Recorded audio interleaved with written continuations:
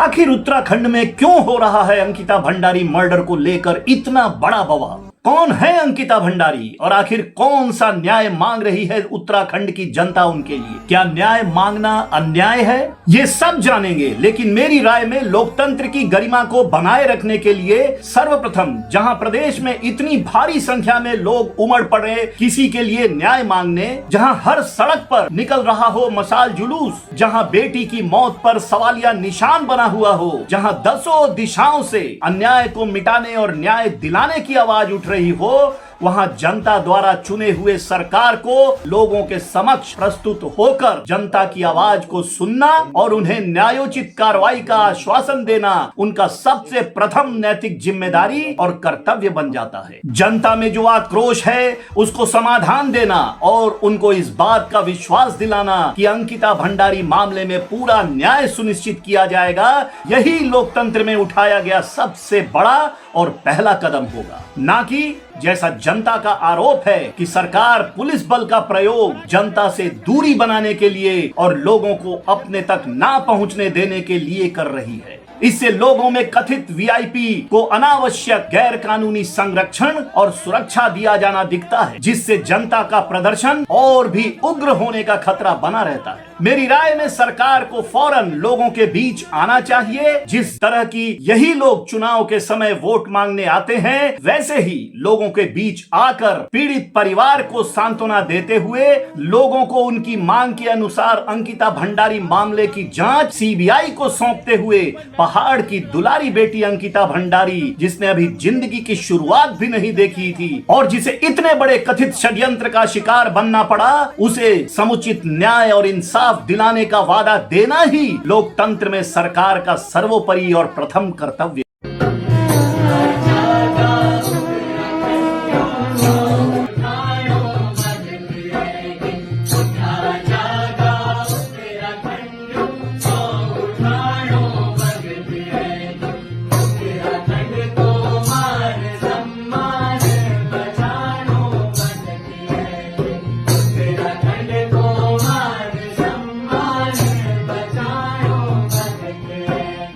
तो आइए समझते हैं आखिर पूरा मामला है क्या, क्यों हो रहा उत्तराखंड में इतना उग्र प्रदर्शन और क्यों सोशल मीडिया पर अंकिता भंडारी से जुड़े पोस्टों और रीलों की आई हुई है बाढ़। 19 वर्षीय अंकिता भंडारी एक अति साधारण परिवार में जन्मी उत्तराखंड के पौड़ी गढ़वाल जिले के दोब श्रीकोट की निवासी थी। उनके पिता एक साधारण सिक्योरिटी गार्ड की नौकरी कर परिवार का भरण पोषण करते थे। वर्ष 2021 में अंकिता ने देहरादून स्थित Shri Ram institute of hotel management में एक सर्टिफिकेट कोर्स में एडमिशन लिया, परंतु तभी उनके पिता जो एक सिक्योरिटी गार्ड की नौकरी करते थे, उनकी नौकरी छूट गई, जिसके कारण अंकिता को 1 साल के कोर्स को बीच में ही छोड़ना पड़ा। पैसों की कमी के कारण पढ़ाई छूटने के बाद अपना और अपने परिवार के पालन पोषण के लिए नौकरी करने को मजबूर हो गई। लॉकडाउन के बाद 28 अगस्त 2022 को उन्होंने गंगा भोगपुर ऋषिकेश स्थित वनंतरा रिजॉर्ट में 10,000 रुपए मासिक तनख्वाह पर रिसेप्शनिस्ट के रूप में अपनी पहली नौकरी पकड़ी। उनके पिता ने अंकिता भंडारी को उन्हें नौकरी ज्वाइन करने वाले दिन आखिरी बार देखा था, जब अंकिता भंडारी ने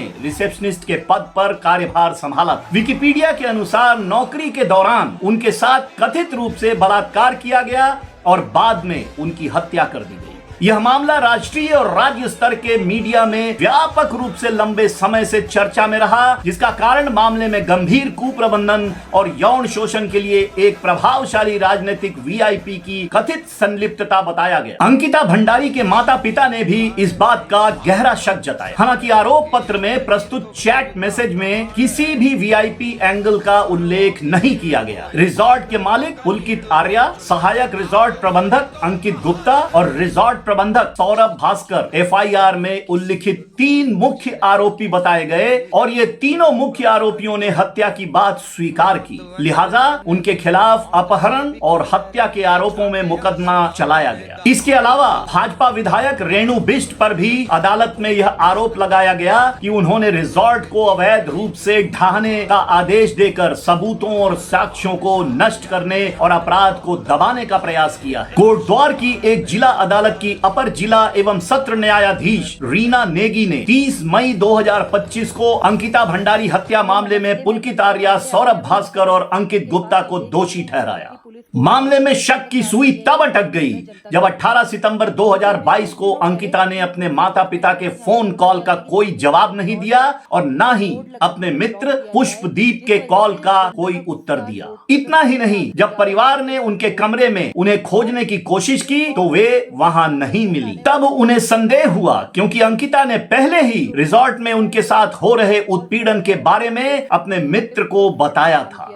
उसके अनुसार अंकिता पर एक अज्ञात वीआईपी को स्पेशल सर्विस प्रदान करने का दबाव बनाया जा रहा था। दोषियों के अनुसार पुलकित आर्या की किसी बात पर अंकिता से तीखी बहस हुई थी। इसके बाद तीनों आरोपी और अंकिता भंडारी मामले को सुलझाने के लिए एक अन्य स्थान पर गए। विकिपीडिया के अनुसार रास्ते में अंकिता के साथ उनकी कहासुनी हो गई, जिसके बाद उन्होंने उसे चिल्ला नहर में धक्का दे दिया और खुद होटल लौट आए। अंकिता भंडारी के ना मिलने पर उनके पिता वीरेंद्र सिंह ने गुमशुदगी की शिकायत दर्ज कराने 12 घंटे तक पौड़ी थाना, मुनि की रेती थाना और ऋषिकेश कोतवाली में चक्कर लगाते रहे, लेकिन ज्यूरिसडिक्शन का हवाला देते हुए उनकी एफआईआर दर्ज ही नहीं की गई और 0 एफआईआर की कानून को भी नकार दिया गया। बाद में अंकिता भंडारी का शव 24 सितंबर 2022 को उत्तराखंड पुलिस की state disaster response force SDRF ने चिल्ला नहर के बैराज से बरामद किया। हालांकि दोषियों को जिला अदालत से सजा हो चुकी है, लेकिन आजकल पूरे उत्तराखंड में अंकिता भंडारी मर्डर केस को लेकर उग्र प्रदर्शन हो रहा है। लगातार उत्तराखंड के हर शहर, हर गांव से भारी संख्या में मशाल जुलूस निकाले जा रहे हैं। प्रदर्शन इस मांग को लेकर है कि पुलिस ने जांच में उस कथित वीआईपी का नाम नहीं खोला जिसे स्पेशल सर्विस देने के लिए अंकिता भंडारी पर दबाव बनाया जा रहा था। लिहाजा वीआईपी का नाम सार्वजनिक करने को सीबीआई जांच की मांग करते भारी संख्या में लोगों का हुजूम पूरे उत्तराखंड के पहाड़ों, घाटियों और सड़कों पर उमड़ पड़ा। विरोध प्रदर्शन को और उग्र बनाने के लिए प्रदर्शनकारियों ने 11 जनवरी 2025 को उत्तराखंड बंद का आह्वान किया है, जिस दौरान प्रदर्शनकारी व्यापारियों और उत्तराखंड की जनता से उत्तराखंड की बेटी के लिए न्याय की मांग के लिए समर्थन मांगने की अपील करेंगे। 11 जनवरी को पूरा उत्तराखंड बंद रहेगा। विभिन्न संगठनों द्वारा प्रस्तावित उत्तराखंड बंद के दृष्टिगत उत्तराखंड पुलिस ने प्रदेश भर में सुरक्षा और कानून व्यवस्था बनाए रखने के लिए व्यापक तैयारी की है। गढ़वाल रेंज के पुलिस महानिरीक्षक श्री राजीव स्वरूप ने कहा है कि आम जनमानस की सुरक्षा और सुविधा हमारी सर्वोच्च प्राथमिकता है। बाजारों और संवेदनशील इलाकों में अतिरिक्त पुलिस बल तैनात किए गए हैं ताकि आम जनता को असुविधा ना हो। अभी के लिए बस इतना ही। इस पूरे मामले में आपकी राय क्या है, हमें कमेंट में बताइए। द डीएन न्यूज टीम ने इस पूरे मामले में अपनी पैनी निगाह बना रखी है। बहुत जल्द हाजिर होऊंगा इस मामले में नए अपडेट्स के साथ। तब तक के लिए देखते रहिए द डीएन न्यूज। और हाँ, प्लीज प्लीज प्लीज इस चैनल को सब्सक्राइब करना मत भूलिए। गुड नाइट, शुभ रात्रि, शब बखैर।